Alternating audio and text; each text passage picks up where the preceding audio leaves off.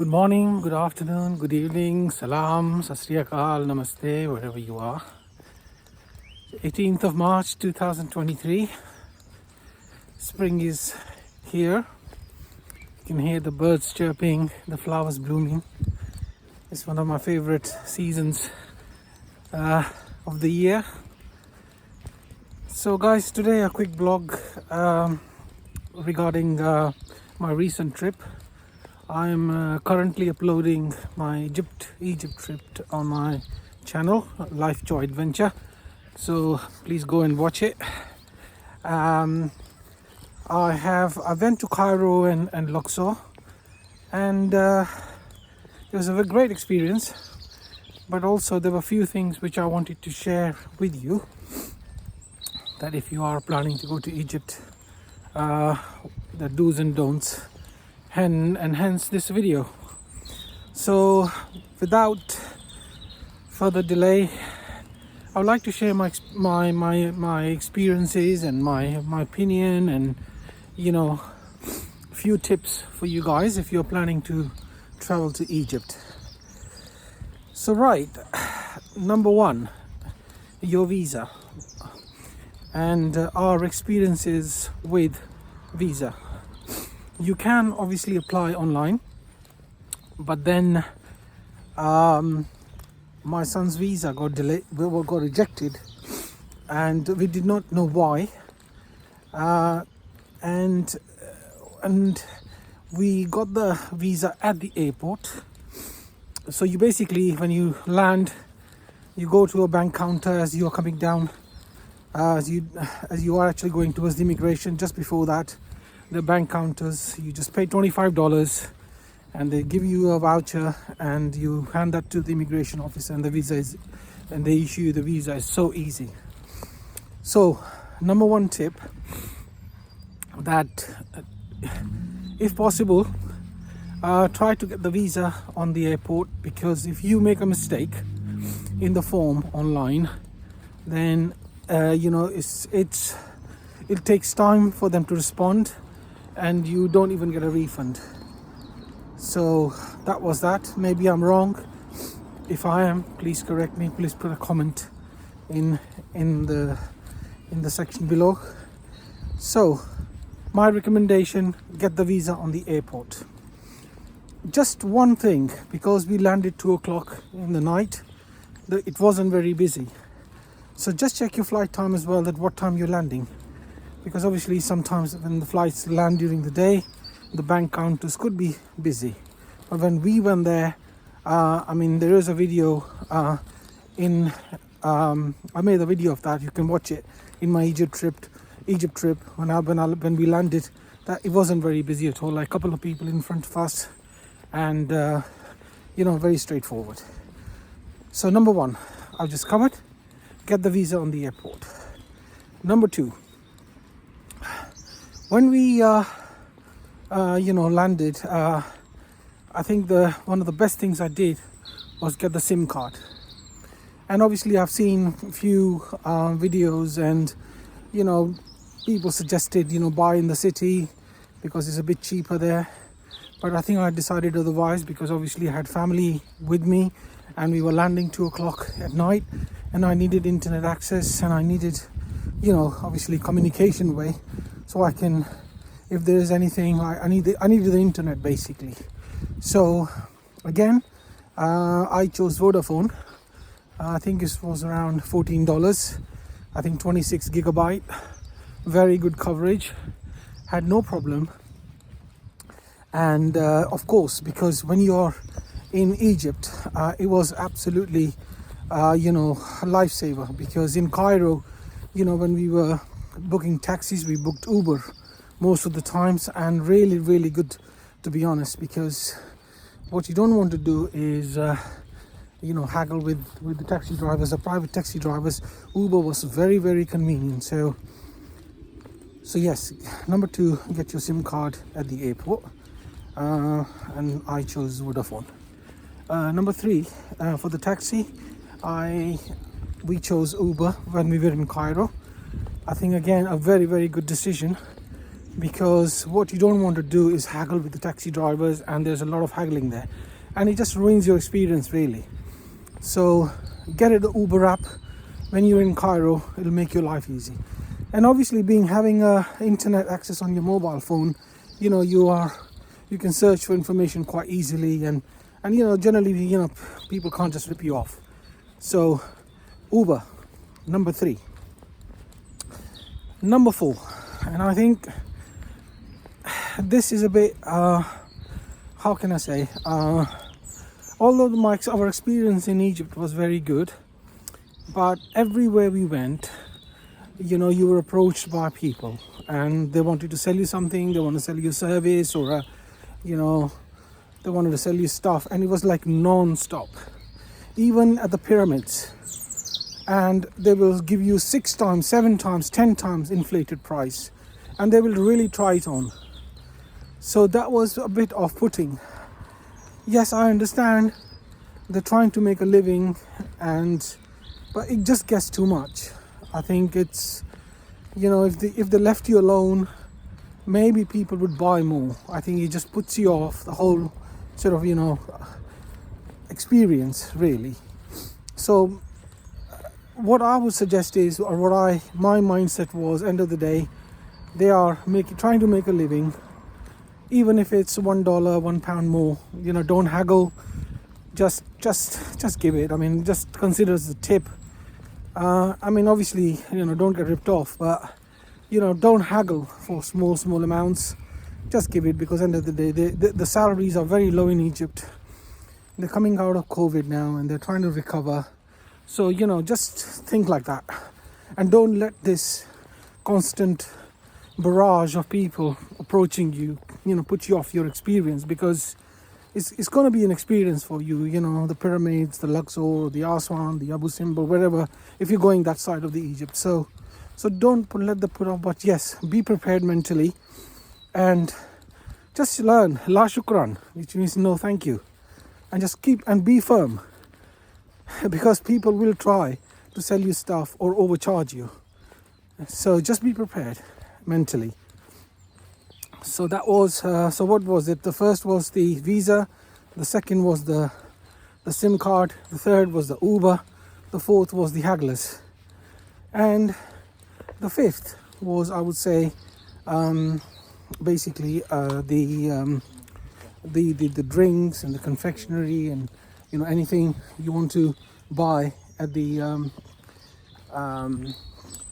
places, the tourist places. If you go to pyramids, or you go to Luxor, you go to the temples and the tombs, it's very, very expensive.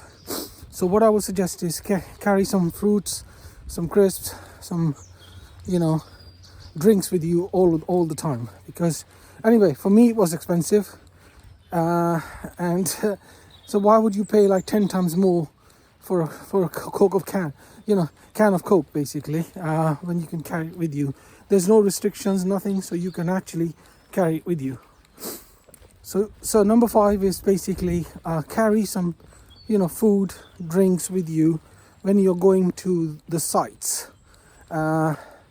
It's quite, because it's very hot, and when you leave in the morning, and by the time you finish, it's nearly lunchtime.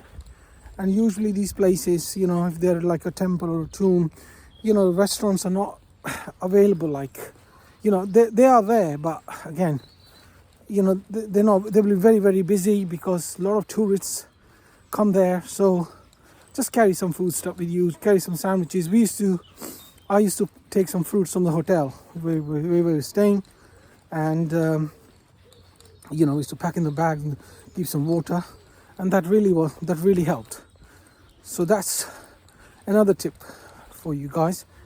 The other one I would say is, when you're traveling and you making your plans to visit these places, especially in Luxor, I found that there were a lot of cruise ships, bringing in big groups, and used to be normally around morning, so 10:30 to 12:30 to 1.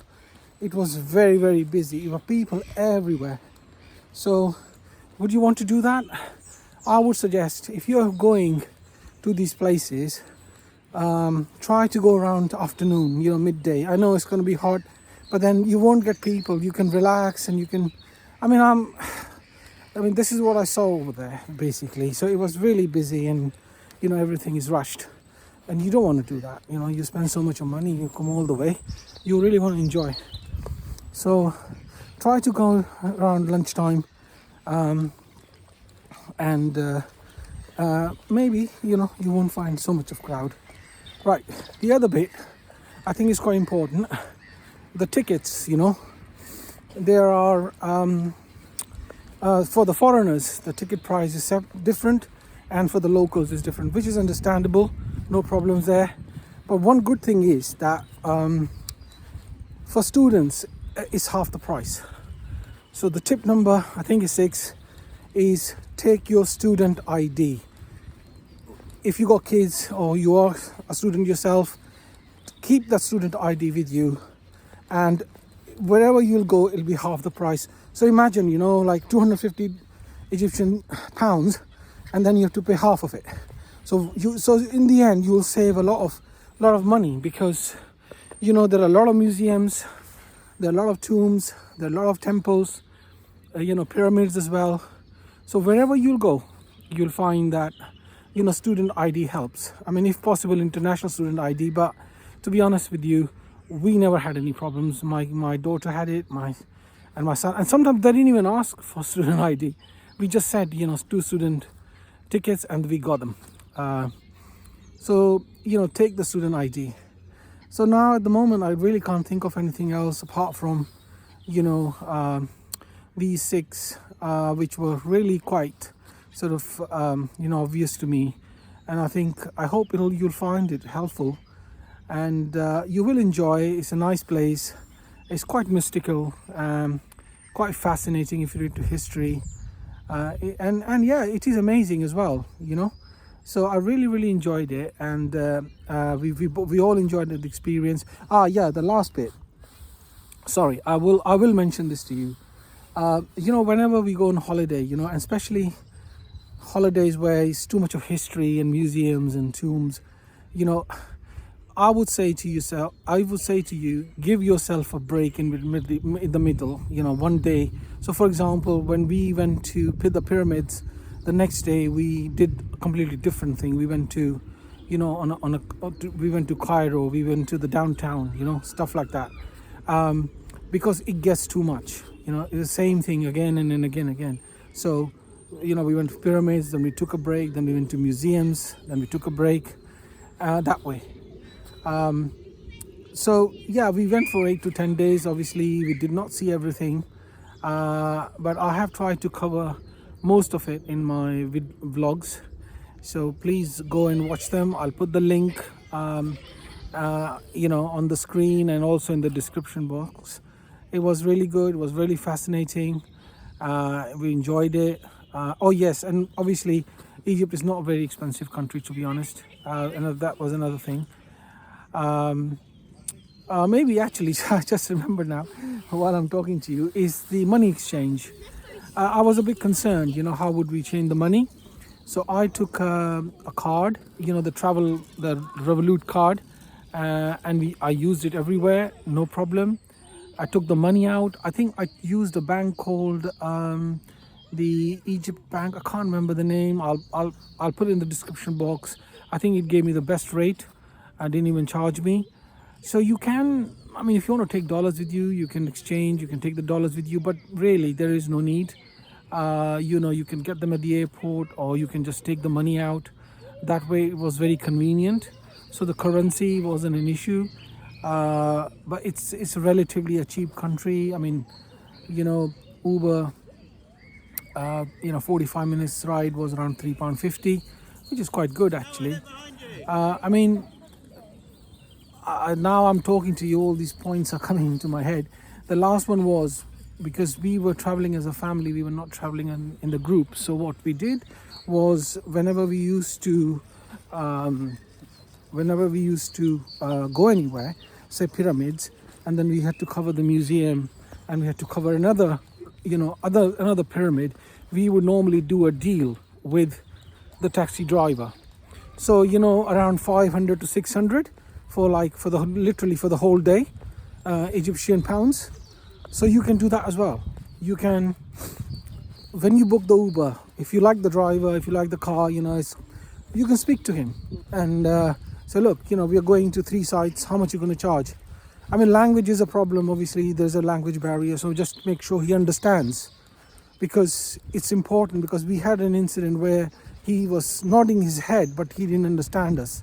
So make sure that he understands what you're trying to say, what you're trying to achieve on the day, where you want to go. So this is another good thing, is that you can actually speak to the driver and say, look, we'll do a deal, we'll give you 500, start with 500, but don't go more than, I would say, 600, 650. So for the whole trip, while you engage him.